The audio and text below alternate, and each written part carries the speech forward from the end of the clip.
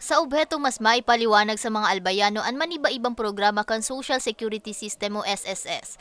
Ipigbusol ka nasambit na ahensya ang pagkakaigwan ng Stakeholders Forum.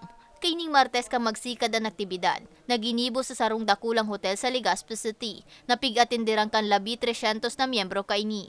Nangenot sa aktibidad, si SSS President asin CEO Rolando Ledesma Makasait, na aktibong nakiyampang sa saindang mga miyembro asin nagtaong kasimbagan sa kada kahapotan kan mga partisipante. Sigun kay Makasait, apwer sa makapagtaong linaw, obheto man kan saindang aktibidad na mas mairani panglalo sa publiko ang saindang mga serbisyo. Ating membro na, sana ituloy niyo yung pagbabayad. Salamat po sa inyo. Basta tuloy-tuloy lang po ang pagbayad nyo. Inaalagaan namin po yung pera ninyo. Hindi pa miyembro, mag-miyembro po kayo.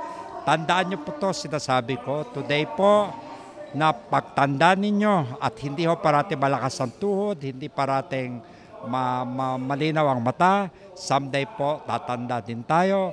Hindi po kayo magsisisi kung miyembro kayo ng SSS. Iniyan primerong Stakeholders Forum sa Kabikolan, kaya para sa mga miyembro kang SSS na sinabyang kami Tolosa asin Alden Presto, nakakatabang nanggad sa indaan mga siring na inisyatibo kang SSS. Ninhuli tamas na ipapasabot sa indaan mga maitatao sa indang binipisyo o pribilehiyo kan man iba-ibang programa kan nasambit na ahensya. Very beneficial for us to be informed about this kind of SSS na in-offer nila kasi very advantage sa amin since ito yung magiging first step namin sa pagiging ready sa future endeavors namin. And I hope they can improve more their business.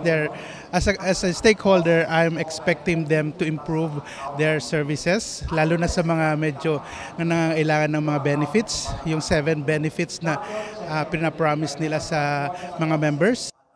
Apwer sa mga pagtukar ka man iba-ibang programa, kabali pa sa mga pigtawan linaw sa pagtiripon ng SSS coverages, contributions, benefits, loans, asin pensions. Nagkaigwaman ni Muwa signing entre SSS asin man iba-ibang local cooperatives. Ang laki pong tulong nito kasi ibig sabihin, seryoso po ang SWARM at SSS para makatulong talaga dun sa kanilang pagko-contribute. And ito po, nangangahulugan na hindi na sila gagastos nang magpunta sa SSS para maghulog, kundi doon na po kasi kami sa barangay. Mayroon na po kaming doon na sa barangay magko-contribute ang mga members ng SSS. Mientras tanto, presente sa pagtiripon ng iba pang opisyal kang SSS, pamayukan man lain-lain na barangay, institusyon asin pribadong asosasyon. Para sa mga baretang tatak Bicol, May Arango.